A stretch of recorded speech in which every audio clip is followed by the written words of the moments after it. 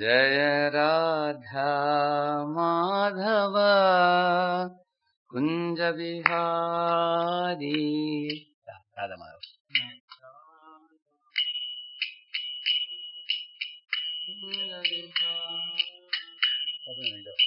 गोपी जना वल्लभ गिरिवरधारी गोपी जना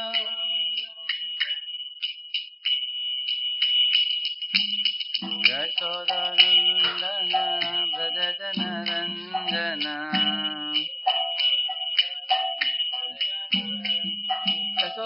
यशोदानंदन व्रज जन रंजन यमुना तीरावनचारी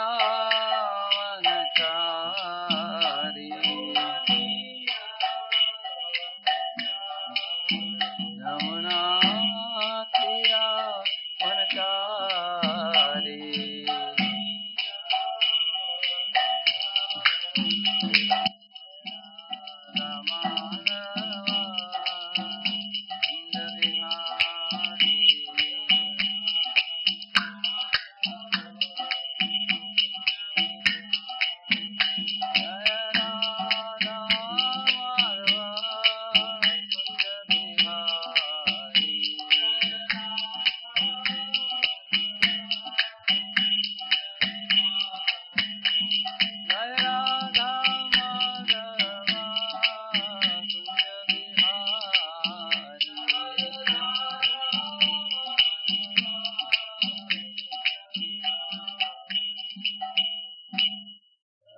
श्री राधा माधव की, श्री गौर निताई की, श्री प्रभुपाद की, गौर भक्त वृंद की, कलियुग पावन हरिनाम संकीर्तन की।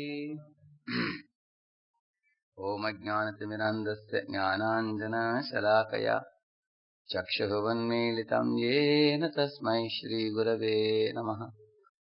नमो ओम विष्णुपादाय कृष्णपृष्ठाय भूतले श्रीमते भक्तिवेदांत स्वामिन्निति नामिने। नमस्ते सारस्वते देवे गौरवाणी प्रचारिणे निर्विशेष शून्यवादी पाश्चात्यदेशतारिणे। वाञ्छाकल्पतरुभ्यश्च कृपा सिन्धुभ्य एव च पतितानां पावनेभ्यो वैष्णवेभ्यो नमो नमः।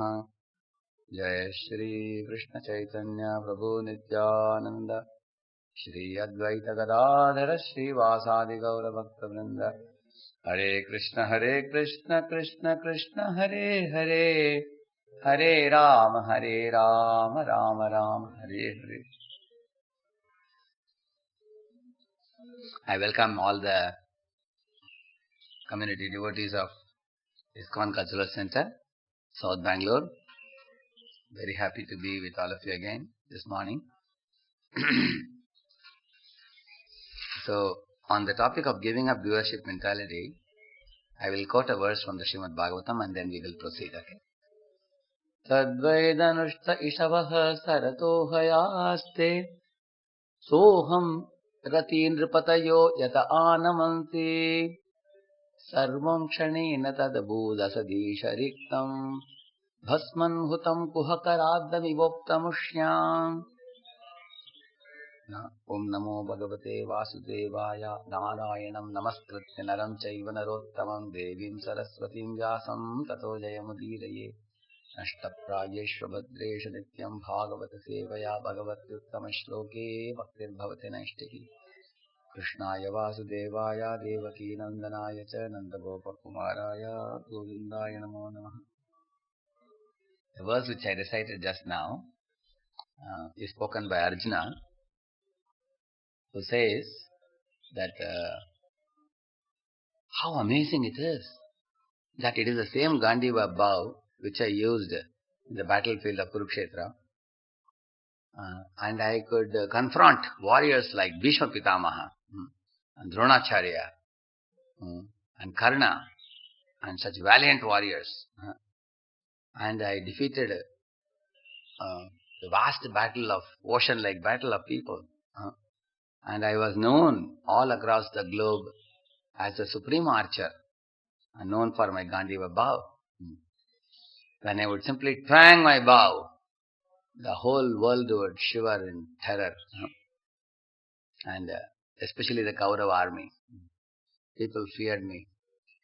And I was a world champion. And here is the same Ganjiva bow. Here is the same chariot. Here are the same horses. And how is it that now, while bringing the queens of Dwaraka,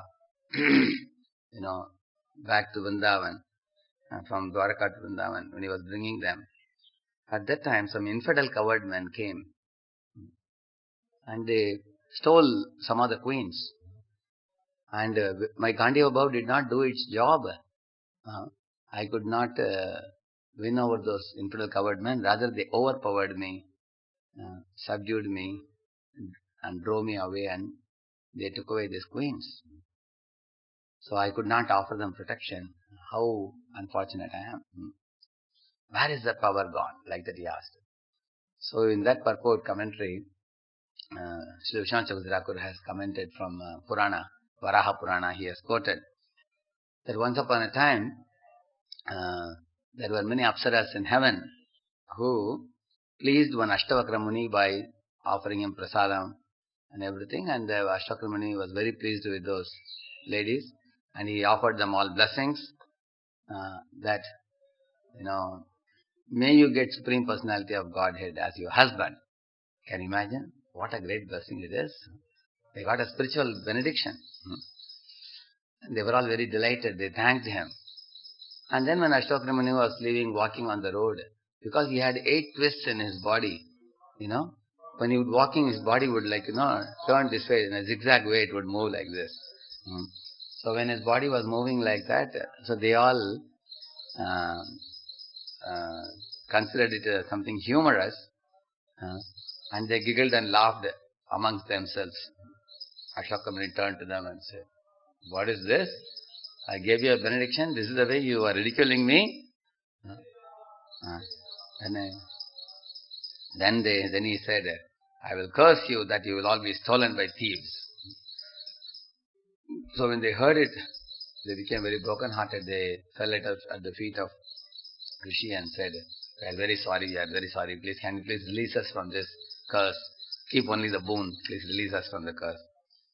Then Ashtavakra Muni said, "I cannot take the curse back, but since you all have become repentant now, I can adjust the curse," he said.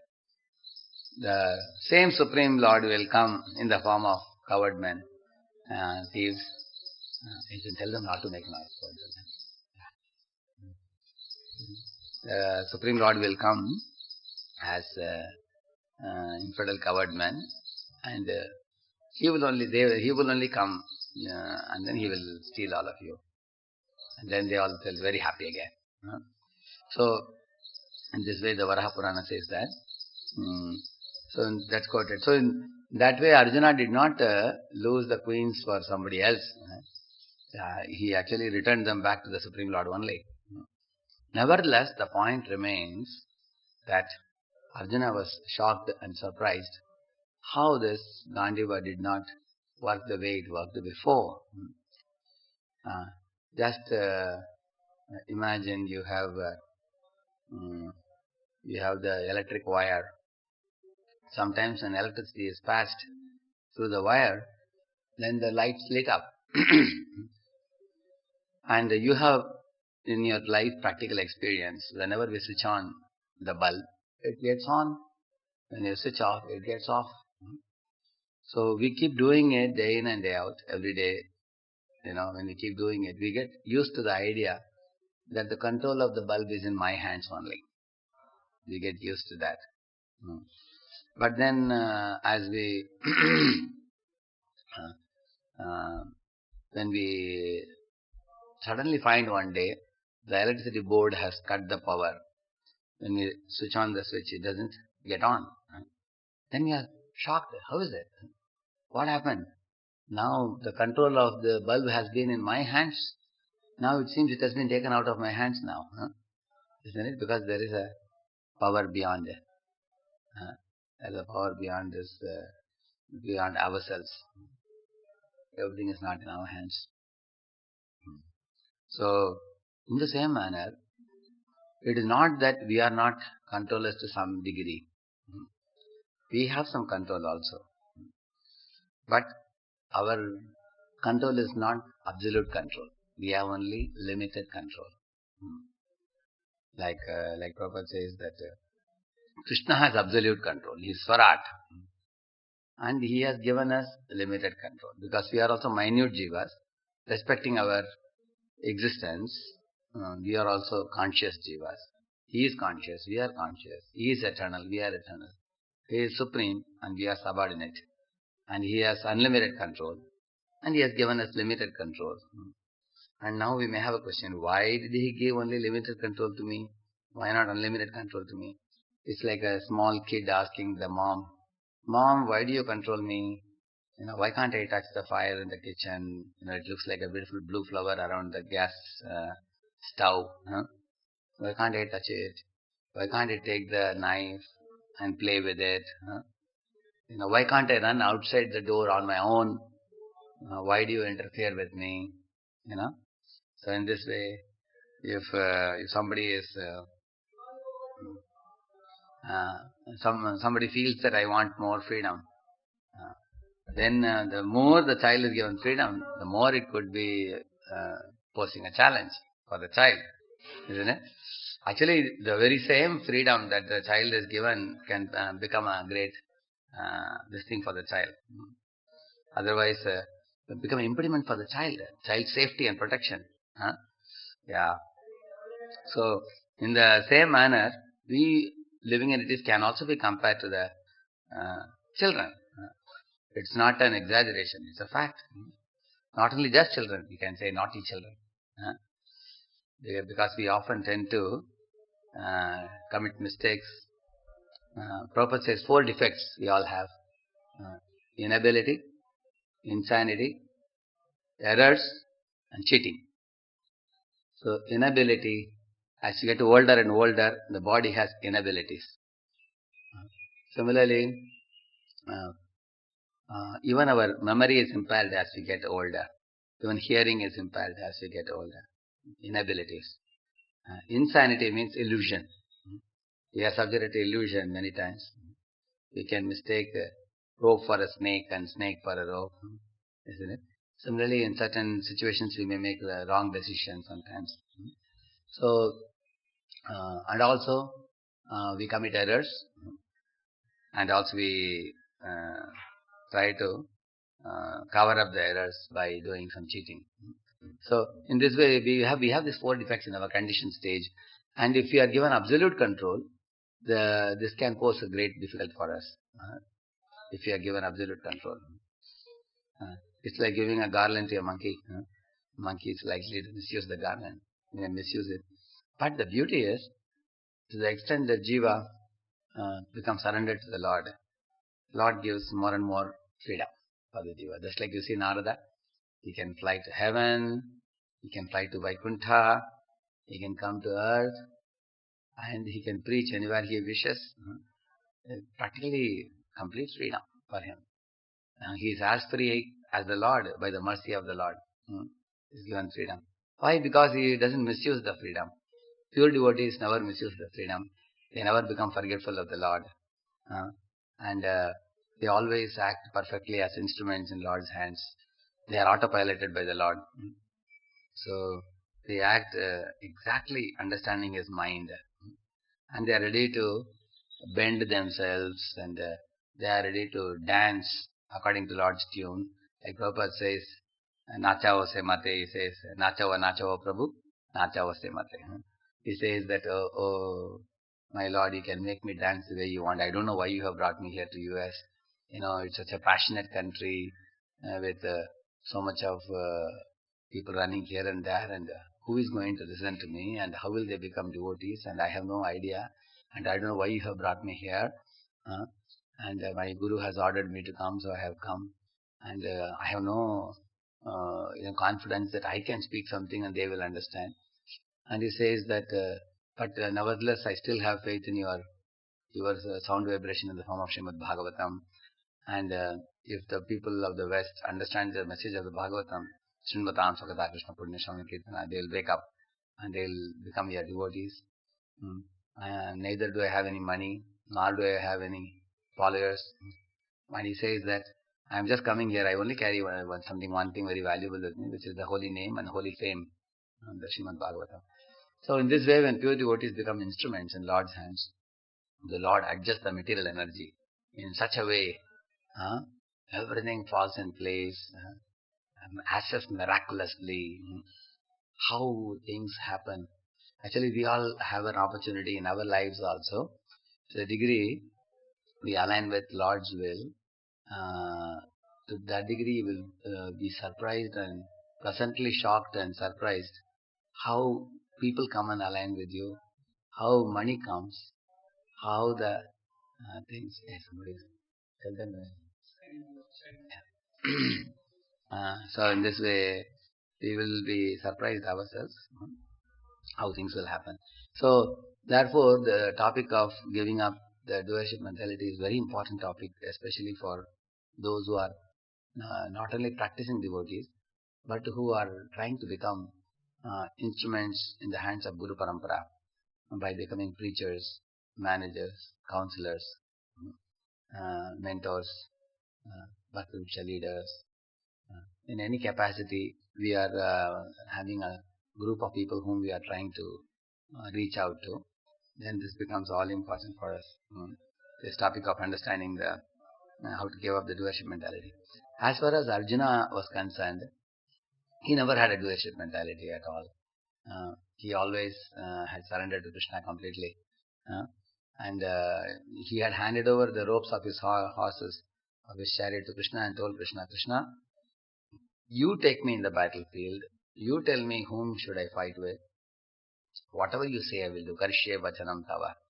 This fully surrendered soul. So then why did Krishna take away the power of the Gandiva from him? There is a reason for that. Lord sometimes takes away the power which he invested in a certain devotee, so that the same power may not become damaging to him. And it may not become damaging to his own spiritual life, and it should not detain him from going back to Godhead. Then the Lord takes away the power. Like that type of power was required in the Gandiva Bhav to face the vast battle called Kaurava Sainya Sagaram.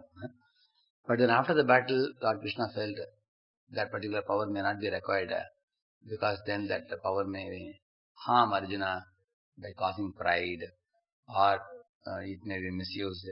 So Lord said, enough now. That power should be taken back so that you can be peacefully practicing your devotional service, and you do it. Like sometimes brahmachari is told by a sannyasi, now I am going to lead the Mangalarti, can you please hold the danda? So when he is holding danda, some innocent people think he is a sannyasi.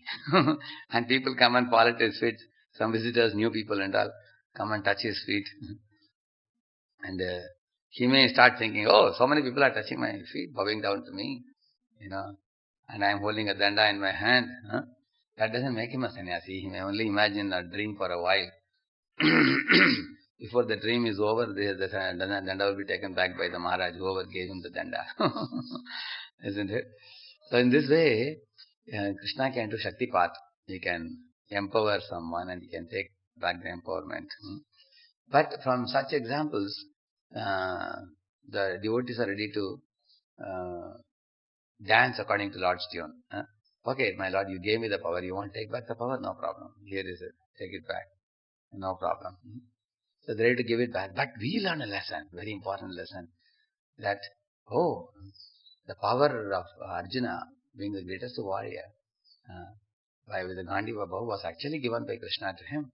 Similarly, Krishna says in Bhagavad Gita, Balam balavatam chaham, buddhir buddhimatam asmi, tejas tejasvinamaham. Krishna says, I gave the brain to Einstein. Einstein didn't create the brain. I gave the strength to Mike Tyson for him to be able to give a punch and be a winner. In this way, Krishna says that anyone having any power, any ability, anything unique and very shining and attractive for others, He says that I am the provider of that. And that has to be recognized. There are 4 types of people who don't recognize that. He says, Namam Dushkrituna Mudha. In that verse he says, the hard-working asses. And then he says, the uncivilized men who have not done any sanskaras in their family right from childhood. And third one is the misled intellectuals. Jnana Maya Apaharta Jnana. And the Asram Bhamashrita is the outright atheists. So hardworking asses, uncivilized men, and misguided intellectuals, and outright atheists. These 4 people do not recognize that the empowerment is actually done by the Lord. They think that, no, I worked hard by my perspiration. I went from being a beggar to a billionaire. And that is me and my hard work. So they have a very great ahankar. There was one Raja Raman from India who went to America when he was a young boy. He did in UCLA, and he was a chartered accountant. And then he went from an average Indian family, less than middle class family. When he went to America, he became a billionaire, who was well known amongst the top ranks of people in US. At one time when the recession came last time, the shares value and everything came crashing down. So he also came from top position down to, average family, middle class family or whatever, and he couldn't take it. So the neighbors observed that he had an independent villa kind of thing, bungalow, and with garden and everything. And the door was not getting opened at all for a week. They reported to police. And the police came. The news came in the paper next day that he had 2 sons and 1 daughter. He shot all the kids. He shot his wife. He shot himself. He said, we cannot live in society. People will eat up my head. They will ask me, you are a billionaire. Now how did you come down so below? People will people will nag me and ask me questions. And I can't take it. It is, it is very bad for my dignity and prestige. That idea. He killed all the people in the family and committed suicide himself. This is the way the atheist life leads them to. Because he thought, I went from beggar to billionaire. So then when he became billionaire to beggar, he couldn't take it. It was difficult for him. When he went from here to here, he got pride. When he came from top to down, he committed suicide. Both are actually bad. You see, just see. This is what happens. So therefore, but how do we realize that we are not the doer? Many times when I preach and bring people to the movement, it appears that, I have connected so many people to this movement. And I have brought them to bhakti. And they are falling at my feet, and I am giving them blessing, I am giving them instruction. And they consider me their Shiksha Guru. Or I built this project, or I constructed this, I personally supervised it, or I brought the funds for making it happen.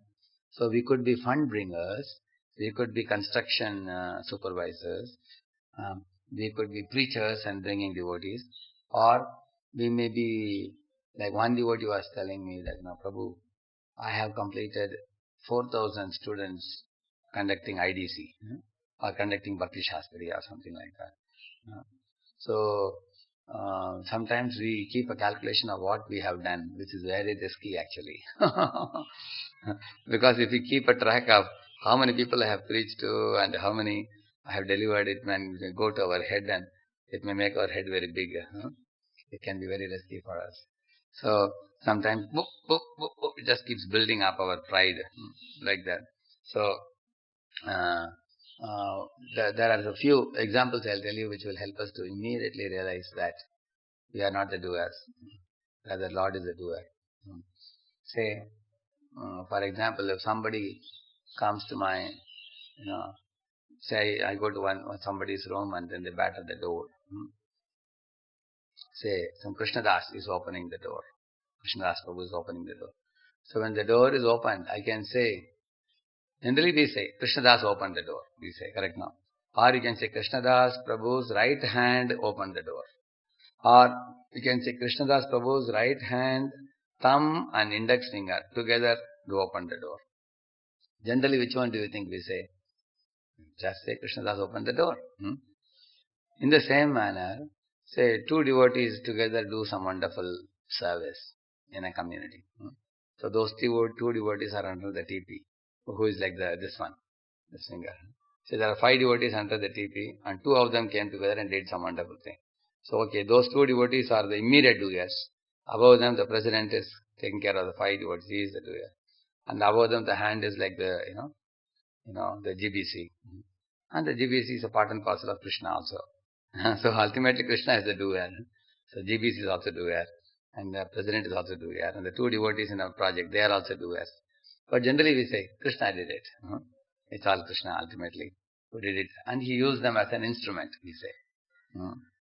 So now, because we are these 2 tiny fingers, how did they get the ability to do? Because of that connection to the body. If they are cut off from the body, they won't be able to do. Similarly, if a jiva cuts off from Krishna's empowerment, jiva won't be able to do anything. Like if iron rod is put in fire, then it can look very fiery. It can be red hot, white hot, yellow hot, and all that. But if the iron rod is out of the fire, it cannot be like that. Like sometimes you have seen this coal in a fire, when you make a fire, pot, the sound comes and the coal falls away from the fire.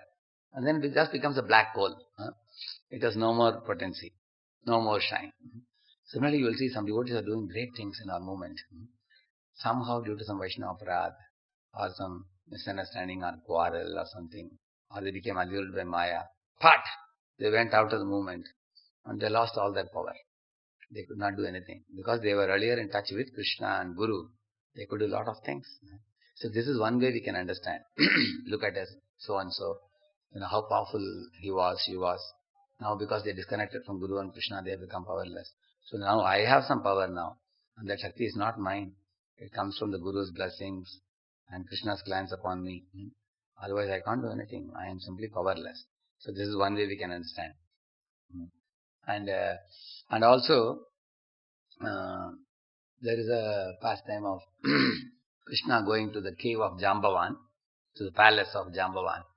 So at that time, when Krishna entered in search of the Shamataka jewel, Jambavan had given it to a kid. The kid was playing with it, putting in the neck and playing with it. As soon as Krishna arrived there, the nurse who saw that, she loudly wailed. And Jambavan came there. And Jambavan looked at Krishna, and Krishna looked at Jambavan. Jambavan was a very strong fellow. And because Jambavan became angry that this gentleman has come to steal my jewel which I have given to my child. So in angry mood he looked at Krishna, so he could not recognize Krishna, who Krishna was. So Krishna cannot be recognized with eyes of anger or eyes of envy, eyes of inimical mentality. But Krishna can only be seen with eyes of love. Like we say, Premanjana churita bhakti vilochanena santas tadaiva kritiyeshu vilokayanti.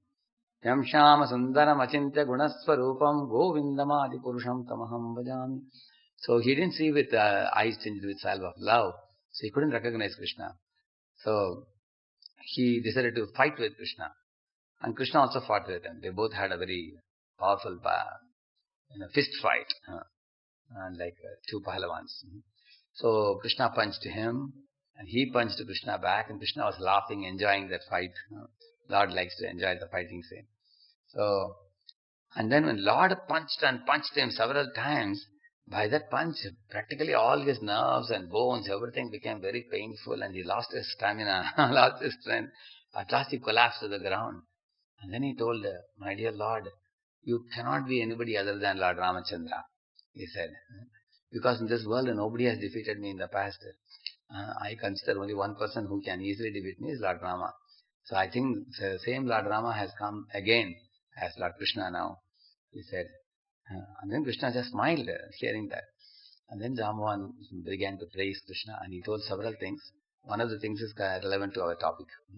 He said, my Lord, you see, in this world, when a scientist creates something, people give him a Nobel Prize or give him some awards and things like that.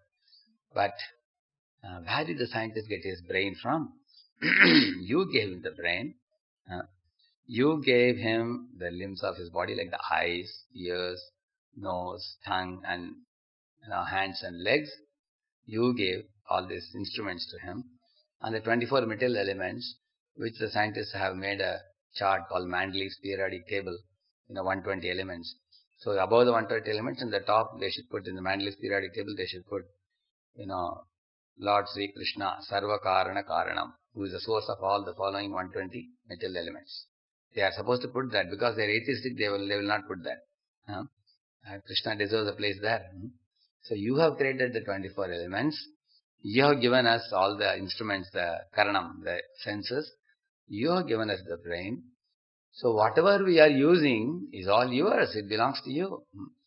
Therefore, whatever wonderful things we do with you, whatever things you have given us, the glory actually goes to you. Like for example, imagine you have a very big bungalow and you have a big garden. You appoint a gardener, and you have a very good idea on landscaping, how you want the garden to be. So, and then you tell him, here are the 10 different type of seeds. You put the seed here, put the seed there and everything, and the flowers will come, you give me. So the gardener puts that, and then he is, arranging for the water to be supplied to them. And then within a month or so, a lot of beautiful flowers are coming. So when he is plucking those flowers, see, neither can he take the credit for making the garden so beautiful, nor can he take credit for the seeds that he sowed in the ground, nor can he make a plan to keep the flowers himself. Actually, all this should be given to you because the area of the garden belongs to you. You made a plan on which flower should be put, and you gave him the seeds. He only has right to take one thing, which is remuneration. Monthly once you may give him something. Similarly, in this world, God is already giving us the remuneration, our prasadam, our dress that we wear, and the earth that we live on. Already they are taking that minimum remuneration. Other than taking this basic thing, all credits will be given to him. Whatever we are able to do with our body, with our mind, with our brain, with our intelligence, should be given to him. That was Jambavan's conclusion. Jambavan told Lord Krishna, and Prabhupada writes that in the Krishna book. So, what made Jambavan realize this is when he was actually defeated by Lord Krishna, his pride was crushed. When his pride was dismantled, he became humbled. And then he came to his senses. In the same manner, Indra was very proud that every year these Vijayabasis are giving me puja. So he had become like a spoiled brat. And now when Krishna diverted the puja to Govardhan, he became very angry and proud and envious of Krishna and criticized Krishna, offended Vijayabasis, and showered big, heavy rains, like one rain drop was like one elephant, or like pillars. So he dropped on the Vijayabasis. But Krishna left at the Govardhan hill and curbed his pride. And when pride was dismantled, again he came down and then falling at the feet of Krishna. So one thing we all can understand, we need some devotees above us, equal to us and above us, by coming close to whom our pride can be dismantled very easily. But if we are always connecting below with our subordinates make us think we are pure devotees. Always. They will praise us, they will give us gifts, and they will treat us in the way as if we are Mahatma and devotees. But our equals and our seniors, they can talk very freely to us and offer us feedback, corrections. So when Indra connected to Krishna, his false pride became dismantled. When Jamban connected with Krishna, his false pride became dismantled, you see. So this is one of the ways to give up the doership mentality, to keep in touch with equal peer association and our superior association. That will help us also. And also we should not have a very high estimation of what we are doing. Once a farmer told God that, oh God, this field is so vast, and I have to do so much hard work. I have to put my sweat and toil. So God asked him, who gave you this bhumi, this land? He said, oh God, that you gave. He said, who gave you the seeds? You gave. Who kept the potency in the seeds for the seed to germinate and grow? That also you only kept it, my Lord. I didn't do anything. And who gave the rains? He said, yeah, that's also you only have given. He said, what are you doing? He said, I'm sowing the seed. That's all. You are doing 5% of the work, and 95% God is doing. And one thinks I have done a lot. Similarly, one boy went to a college, and then he preached, and within 1 year, about 15 boys came to 16 rounds. So when he came and met me, he said, Radhesham Prabhu, I am wondering how miracles are happening through me. I think Krishna is doing magic. I asked him, what is it? Prabhu, I just went and touched that college hostel, and in 1 year, Prabhu, 15 boys have become 16 rounders. I felt, Prabhu, it was exactly similar to what Prabhupada did in America. Prabhupada went to Bowery and, he went and touched the people and they all became devotees. So I think I also could do something wonderful like that. I said, what nonsense are you talking? I said, who taught you how to wear tilak? Who taught you how to wear dhoti kurta? And the knowledge that you are speaking, who gave you those knowledge? It's all from Prabhupada's books. Prabhupada is establishing the ISKCON movement, and already 1,000 centers are ready all over the world. Now the map is ready, blueprint is ready, how we should preach and make devotees and everything. And all the etiquettes, Vaishnavas and everything is known. And now you are taking all these goods from Prabhupada, and you are like a postman handing it over to the people, and they are becoming devotees. You think you are making devotee? Your role is just 5%. And Prabhupada's role is 95%, I told him. So, in this way, one should not have a very high estimation of oneself, that one is doing great things. Like one time, a university topper came to meet me in Mayapur Utkarsh camp. So, when, of course, he was always surrounded by many people, very, very brilliant boy, topper in the whole university. So, when they put him in front of me, I said, congratulations. You see, Prabhupada Yadhyas Achariti Shrestha sloka I quoted and told him, it's wonderful that you have become a devotee. Krishna has blessed you and you can do great things in this world. Then one devotee came in the front and said, Prabhu, Krishna used me as an instrument. I was the one who went to his college and gave an impact program, the first program. As soon as the first program happened, Prabhu, this boy, connected with us, and then he registered for the 6-session course. Some or other, he felt very charmed by my lecture, he was telling. Then another devotee came and said, Prabhu, Krishna used me as an instrument to give the 6-session course.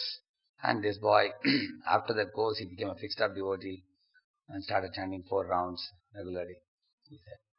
Then another devotee came and said, Prabhu, I am the humble self who conducted the camps, youth camps I did. This boy came and then he asked so many questions. Because this boy would ask questions to everybody. Whichever preacher would come, he would ask questions to them. So he said, after asking questions to me, he was clean bowled and he became a devotee. Then in this way, all of them, almost 6, 8 people came and told me that they were the cause of this boy becoming a devotee. Then in front of all of them, I asked the boy, my dear Prabhu, you tell me, what inspired you to become a devotee like this?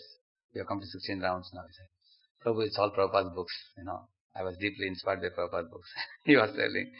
After I sent that boy away, I told the devotees, Prabhu, see, Prabhupada's books, he is a very intelligent boy, and Prabhupada's intelligent purports have touched his heart. I agree that you have done some contribution, but you should not take the credit, because it is said success has many fathers, and failure is an orphan, it is said. When there is failure, everybody runs away in all directions. When there is success, it has many multiple fathers. Everybody wants to father success, trying to be the doer. Actually, by seeing all these things, we can only laugh at these kinds of examples and realize that our contribution may be some minute contribution in a devotee's life, but many devotees have multiple inspirations at different levels. People have inspiration. So I tell the people in my guidance and training in Pune also that we all should be like basketball players. Like, if I take a ball, I throw it to you, then you throw it to another person, then third person, fourth person, fifth person. And near the basketball court, a tall devotee, tall person is standing. So he will pick up the ball and he will put it in the basket successfully, because he is tall and he can easily put it. So we all should actually assist. Somebody is doing an impact program and somebody is doing succession program. Somebody is conducting camps. Somebody is conducting music classes. So in this way, we all inspire one devotee. And then ultimately Prabhupada is the one who is putting them in the basketball, in the basket. You will liberate the soul. You will deliver the person. Guru and Prabhupada, they will take care of that. So we all should actually work with a team spirit, understanding that just like it takes a whole village to develop a child, similarly it takes a whole temple community. People are inspired by very elderly devotees. People are inspired by youngsters also.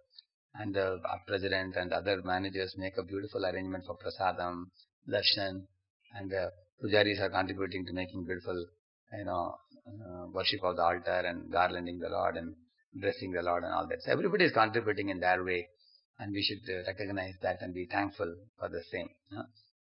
So in this way, we can recognize the service done by different devotees, and we should actually think, if Lord is wearing a garland, we are also one of the flowers in the garland, because the garland has multiple flowers of different colors, different designs, different fragrances.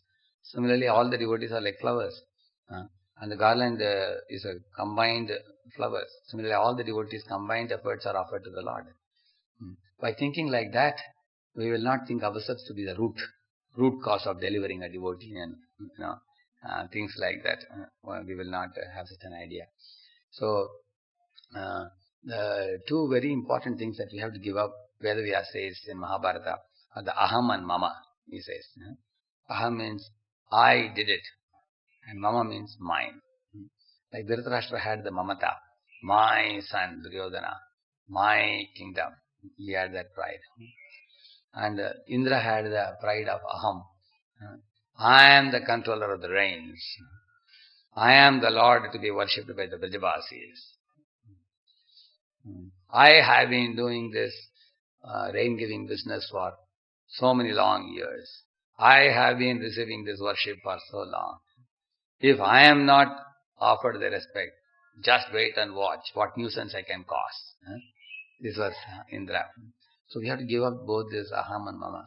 So by sakama karma mishra bhakti, one can gradually dismantle the mamata. What is it? Sakama and karma mishra bhakti means, like when people, for that we have to know the proprietorship of the Lord.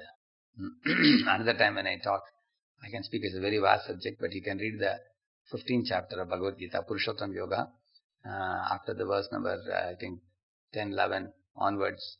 When you read, you will appreciate how the Lord is the proprietor. Also the 7.7 onwards, Rasam Kaunteya, Prabhas Mishra Sisoriyo, and all those series of verses. And also 7 chapter 4 and 5 also, how Lord is the proprietor of the material world, spiritual world. Everything is owned by Him. So to the degree very strongly this truth enters our heart, that Lord is the owner of everything. I am not a owner, I am only custodian. When I realize that, that will help me to dismantle mamata. I don't own everything. Like we say, Indraya Swaha Idam Namama. Similarly, Kayana Vachamana Chantrerva.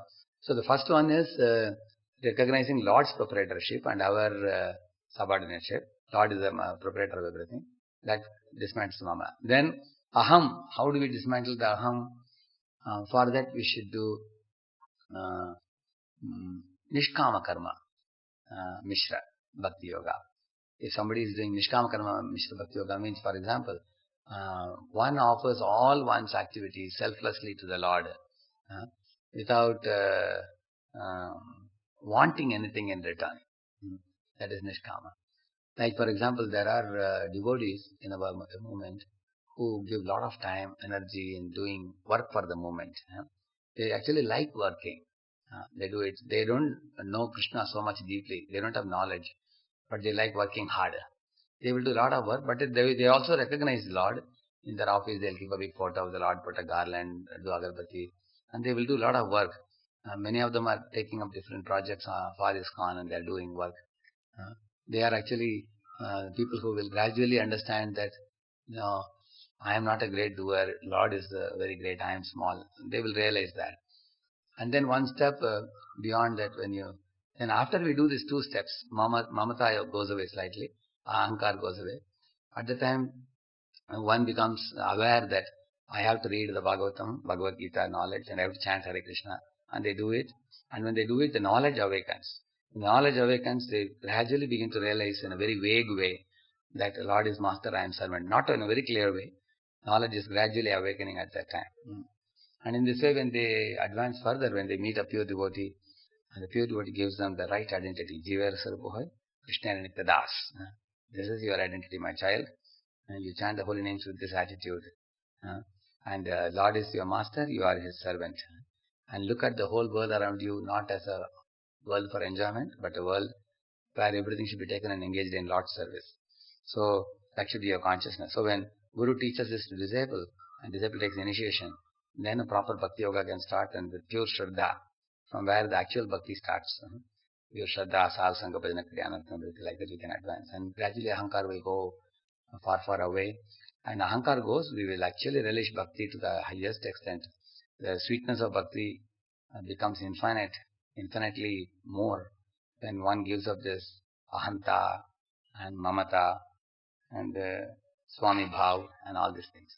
So I will stop here and take some questions for another 10 minutes. Here I think some questions are already there, I think. Okay. So I can answer these questions? Yes, no. Okay. I can read out the answer. Yeah. It was there in the chat. Chat is not questions, huh? These are questions only? No, not all are questions. Okay, you can read those. You can tell me, yeah. Question from Rishitesh Prabhu. Hare Krishna Prabhu, Kandas Pranams. Yes. If we understand that Krishna is the doer, then one may become lazy in his service to Guru and Krishna. How to understand this? Yeah. That is very much possible. Actually, why one may become lazy in our service? Because we may tend to think that, okay, if Krishna is the doer, then I am not going to get any credits. Krishna takes all the credits, so I will not do it. One may get that type of feeling. There is a likelihood, there is a possibility. Because it says, responsibility turns sand into gold. We say, no?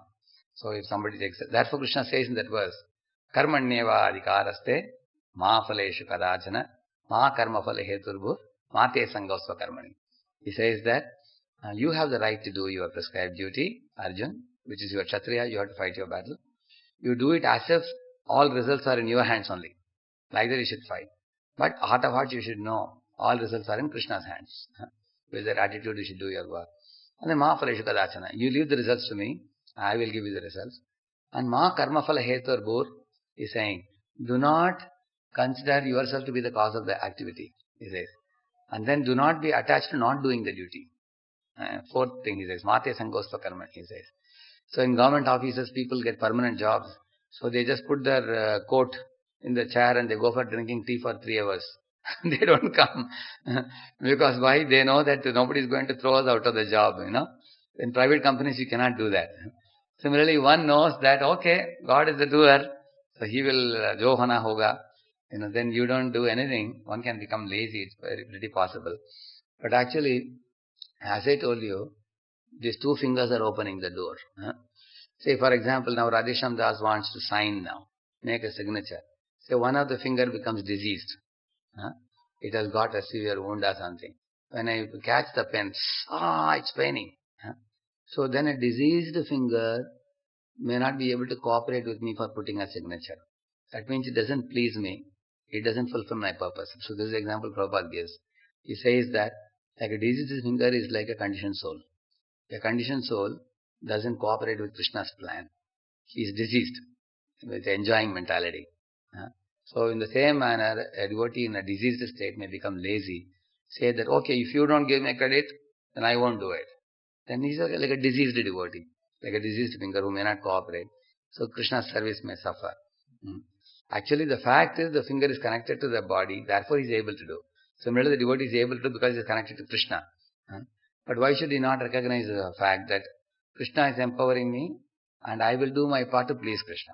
That is the right understanding. Like for example, company gives you a car and you go in the car to recover the money from the clients and then submit it to the company. Company sends you to Germany for a training program, and when you come back they give you a promotion, and they give you increment in salary, they give you scope for growing in your career by going to Germany and coming, all the companies doing. So company is flourishing and you are flourishing, both. The same manner, when Krishna makes you his instrument, then you serve Krishna back, both can become happy. But then if a conditioned soul, due to his diseased attitude, says to Krishna that you should not take any credit, I will take all the credit, and if you don't give me all the credit, then I don't cooperate. That's a diseased state. So we have to explain to the devotee like that. And then the devotee probably may change his attitude.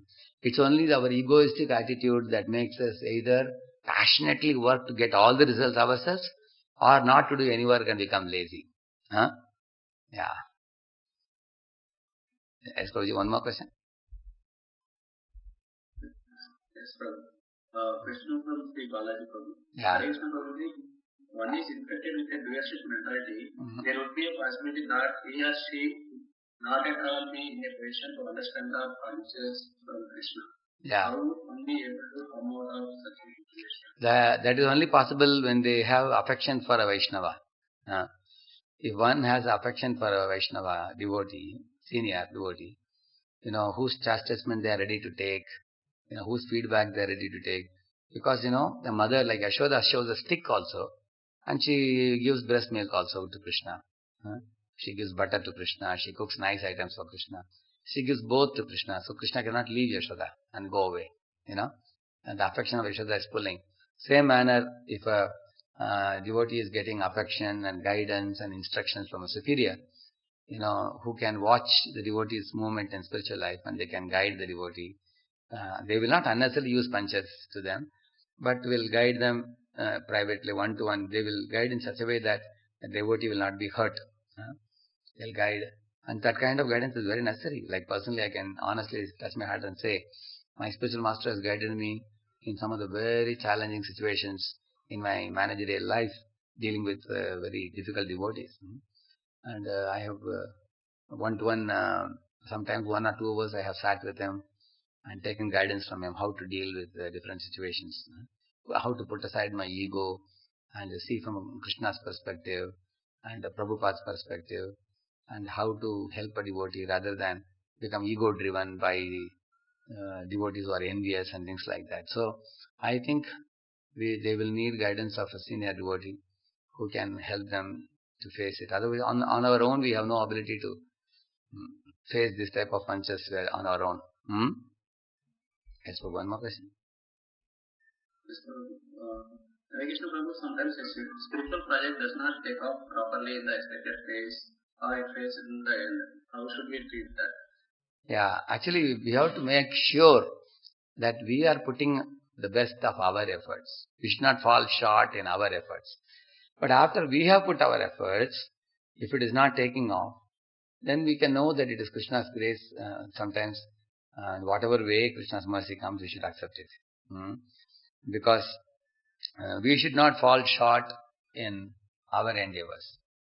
We have to make sure. Like for example, anything good to do, first you need a seed idea. And from that seed you develop a blueprint. And then the blueprint has to be translated into a practical infrastructure, isn't it?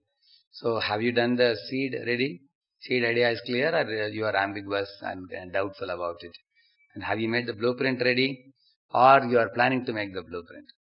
Make sure these 2 steps are done.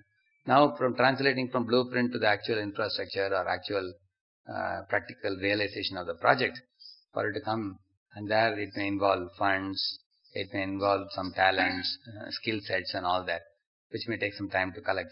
So from our side, let us make sure that we are doing our part well. Yes, sir. Okay. One more question. Prabhu, this question is from the Gopal Prabhu. How to differentiate between planning to do an activity and the leadership mentality? Yeah, that's very clear-cut difference between the two. For example, a devotee of the Lord makes wonderful plans for pleasing the Lord, serving the Lord and the devotees, but is detached from the outcome. One example I'll tell you.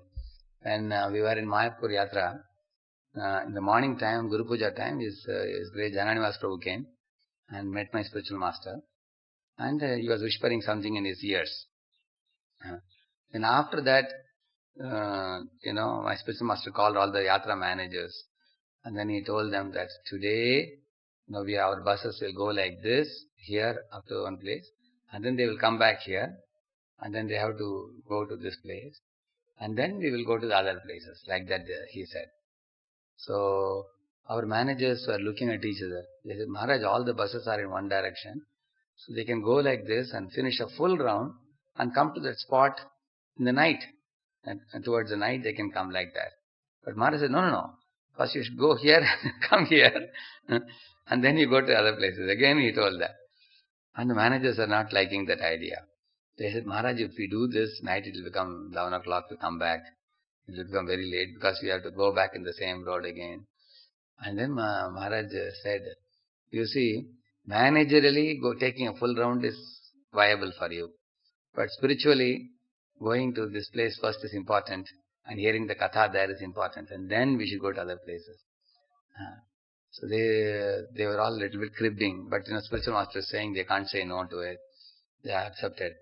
And then Maharaj was telling that a devotee can only make plans, but man proposes, Lord Chaitanya disposes. He was telling.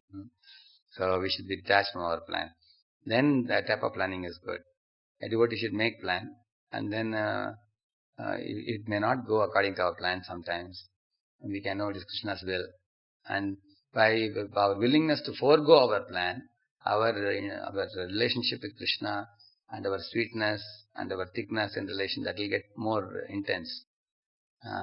And that is the goal of all our doing service, isn't it? Service, we are not doing it just for the sake of service. Service we are doing to increase our affection and surrender and sweetness in relation to Krishna. So that right thing will happen by being detached. Yeah. One last question. We have 1 minute. Yes. Krishna Prabhuji, we are told to preach as there is urgency and so many are suffering. Krishna will take care whether you will become devotee or not. Correct. We have to just tell them.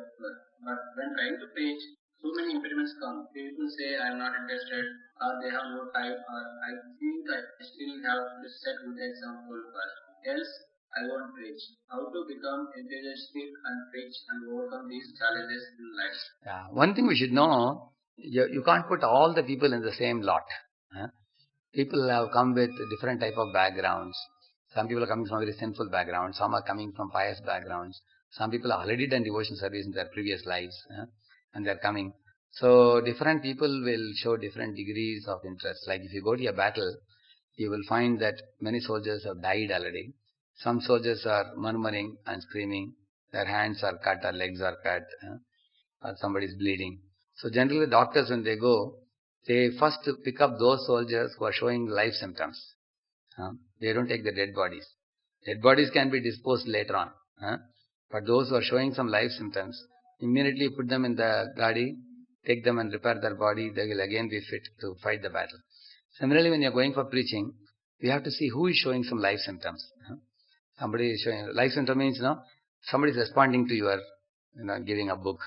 Like when I go for giving books in the train, if they show little interest only, I stay. Otherwise, I just keep running very fast. Cut, show the books and go fast.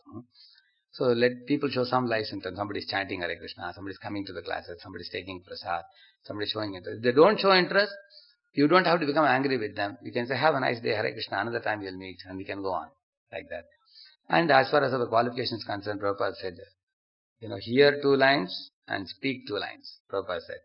He said in San Francisco, in the new Jagannath Puri date installation, he said, hear 2 lines and speak 2 lines. And so it's not that you have to wait for acquiring qualification. Whatever you have been learning from Prabhupada's books and hearing lectures, you can repeat it, no problem. So thank you all very much for your rapt attention. It was very nice opportunity for me to share some Srimad Bhagavatam with you. And I want to thank Narahari Chaitanya Prabhu and all the other leaders of ICC for giving me an opportunity again. Thank you. Hare Krishna. Srila Prabhupada. Hare Krishna. Prakash Sharma Prabhu wants to thank you. Yes, Prabhu, yeah. Hare Krishna Prabhu, you can talk. Hare Krishna, Radhesham Prabhu. Hare Krishna. I'm Prakash Atma Das. Thank you very much. I think Narahari Chaitanya Prabhu has just left the IAC meeting. Okay. So on behalf of him and all the ICC devotees, we extend our profuse thanks to you.